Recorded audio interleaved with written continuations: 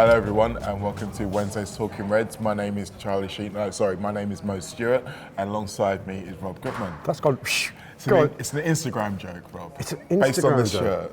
shirt. Okay. I'll look it up. I'll look for that. Okay. Anyway, Charles. We are back together, aka the Dream Team, on Wednesdays, as people like to call it. We don't have a fancy nickname like Knobhead Tuesdays or anything like that. It's just us. But we are back and we've got plenty to talk about. There was obviously a game on Monday night. Liverpool played against West Ham, and after the game, I tweeted, as I sometimes do, that game clinched the PFA Player of the Year trophy for Jordan Henderson. Well, I forgot. If you're going to tweet about Jordan Henderson, you need to be prepared to still be talking about it 2 days later. So, we're going to talk about it today and the wider idea of the PFA Player of the Year award. Now, first of all, I'm going to explain what I meant by the tweet.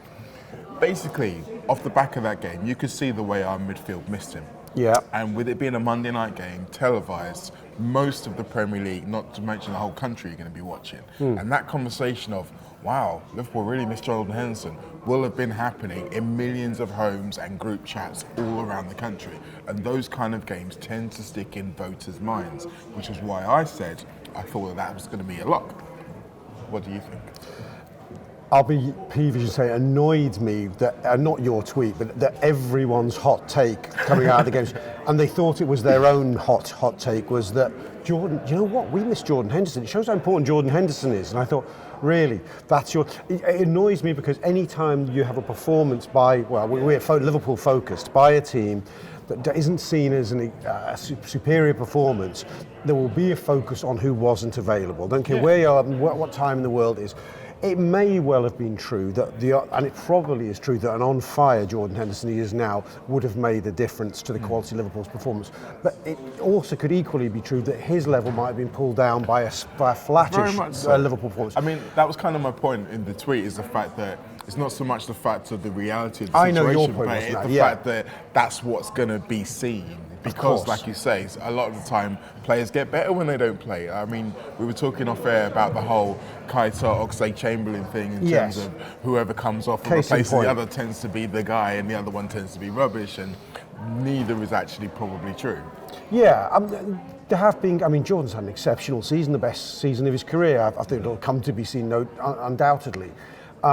But there were games where we rested him earlier in the season, in games where he'd been playing well either side, and we still managed to function at a very, very high level. Liverpool have, and of course he's the team captain, and Andy Robbo mentioned earlier there was a certain, they wanted a bit of inspiration at a certain time, and he could have provided that. So one should never decry the fact that he could have made a difference. Having said that, I think it's overstated, just as there was a rush to understate Naby Keita's performance and overstate Oxlade-Chamberlain's performance.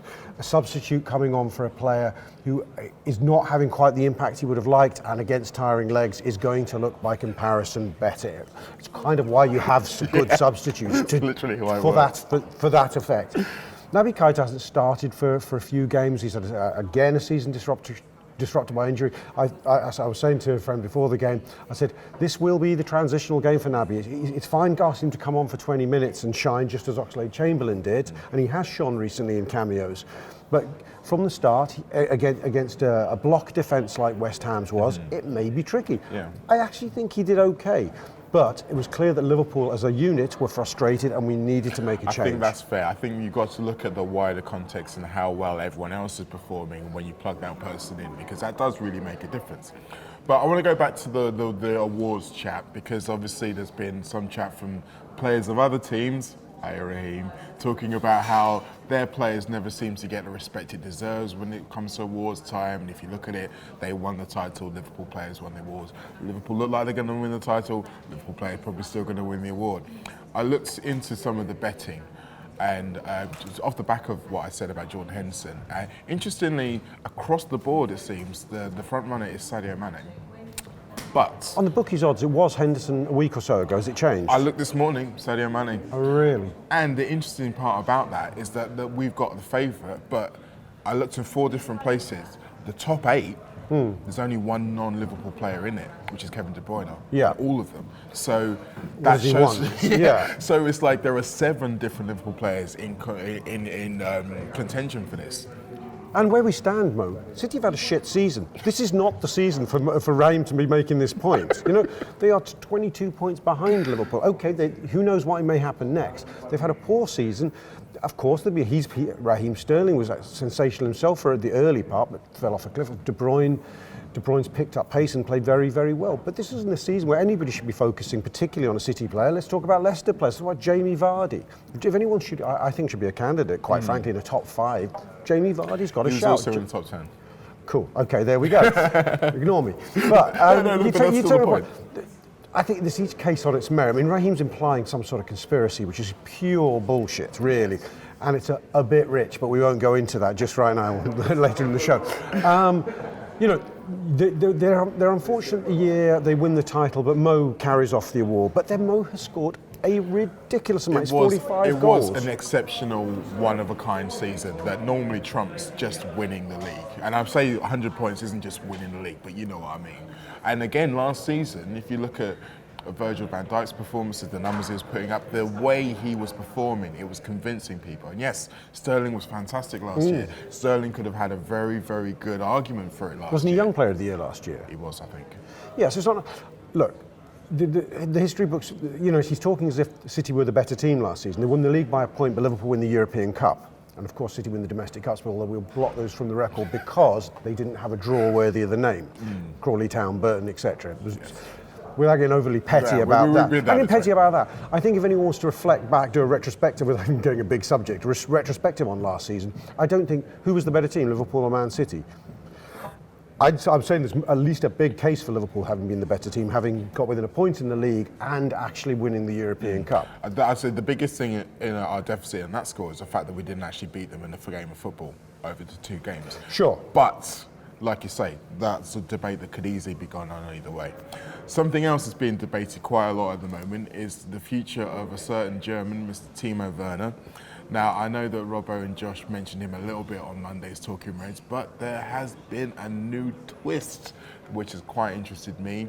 It turns out that this £50 million release clause that we've all been talking about for the last few weeks is apparently actually only £31 million, and it does run out towards the end of April.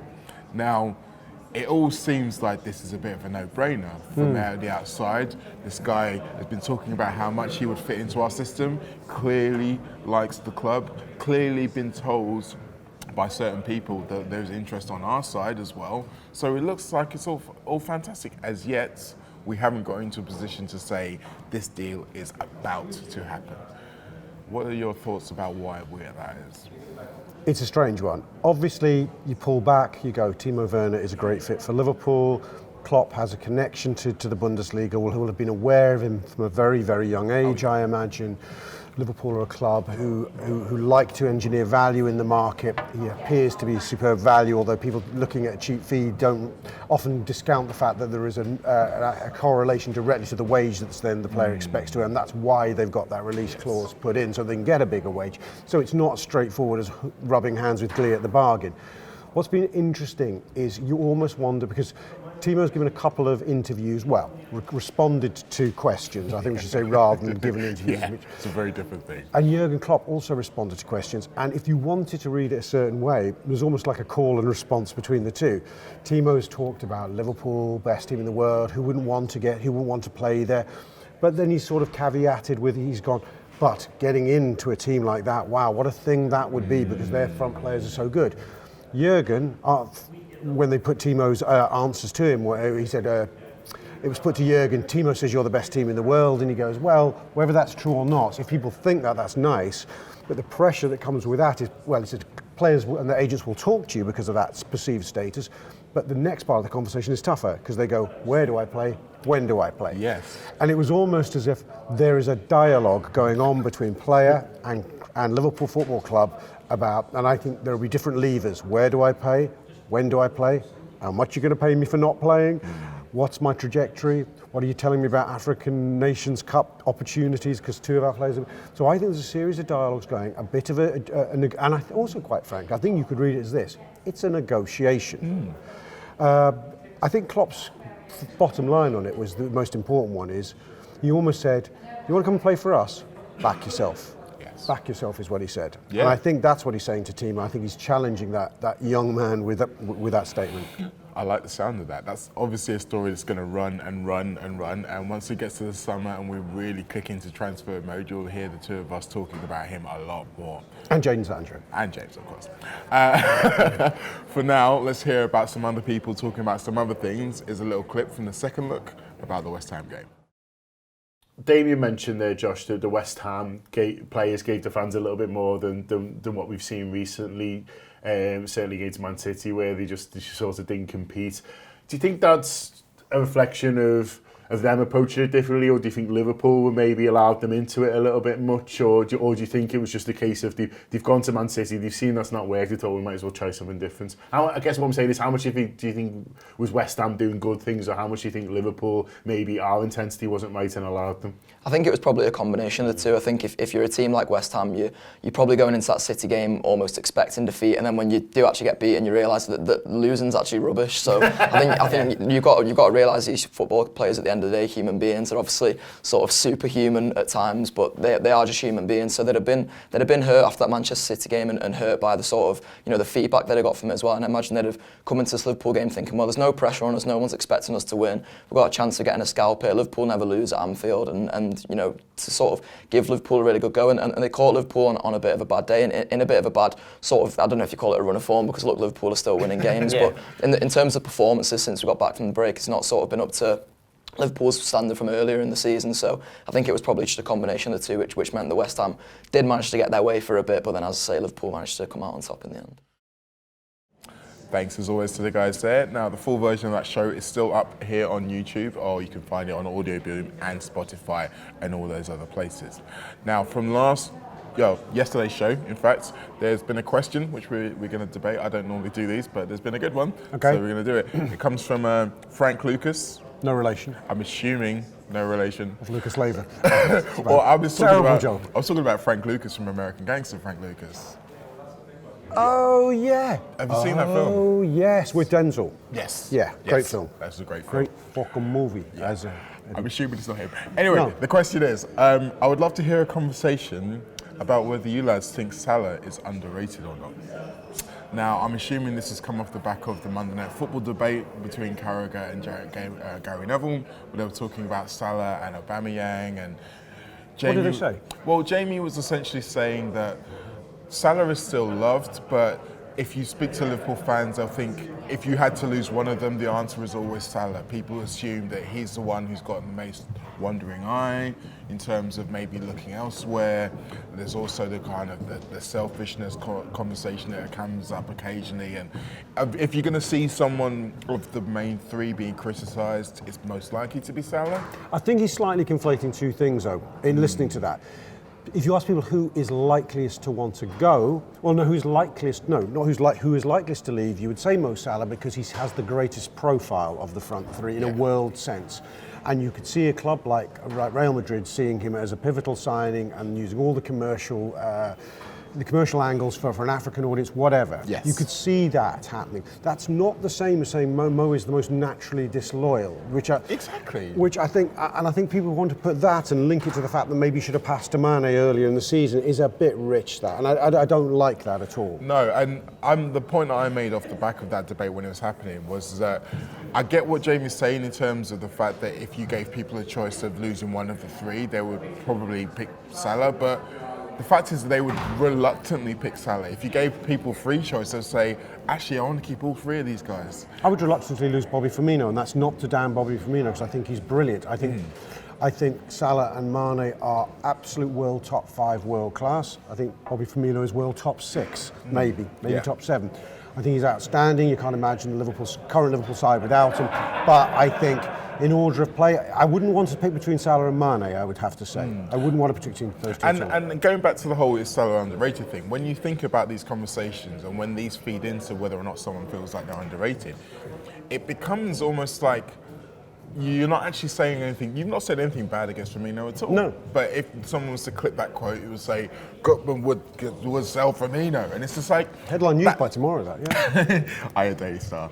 And that's Liverpool fans say... And that's how these things start, though. I mean, with Salah underrated, I think So there is certain elements to me where I feel like we do take a little bit of him for granted. Like, for example, the singing of the Mo Salah song doesn't really get much of an airing that much these days, as much as it used to. I mean, he got a good airing after the United game when he scored a second, but I don't think he got sung on Monday night when he scored. And yes, it wasn't exactly a worldie he scored, but I remember hearing clearly the Genius One album song a couple of times, once after he scored, once after he just made a tackle. And we sing the Bobby song every year, every game, and I know it's a newer song, but maybe I don't know how much those things really occur to the players, whether he notices that. But I think that's something maybe we can give him a little bit more love within the context of the game, maybe. It's interesting, the dynamic of when songs come and go. I think the Salah song in his first season was intrinsically linked to the rate of scoring, really. Yeah. He was just scoring every single game, so it would just come out and people were in the habit of it. He then his scoring pattern since has been a bit more, what's the word? Bursty. Yeah. Is that the word? His goals come. We know what that means. His goals are coming in bursts more. So there are periods where it's not as natural, I don't think. The Bobby Firmino song it's got nothing to do with what Bobby Firmino, what he does on the pitch at all whatsoever. It's just a song where people really like singing.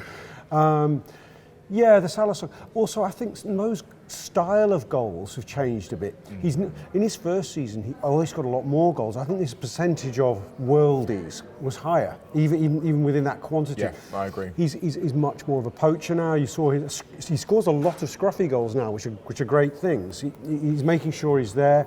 He's not matched. He scores 44, 45 his first season. Last season, and probably only one penalty in that. It was last season, he gets a total of 27s, I think. There's probably 4 or 5 penalties in that. Yeah, there was towards the end at least in particular. Yeah, 4 or 5 pens in that. So it's almost like a 50% drop-off. And this season, it's a similar story.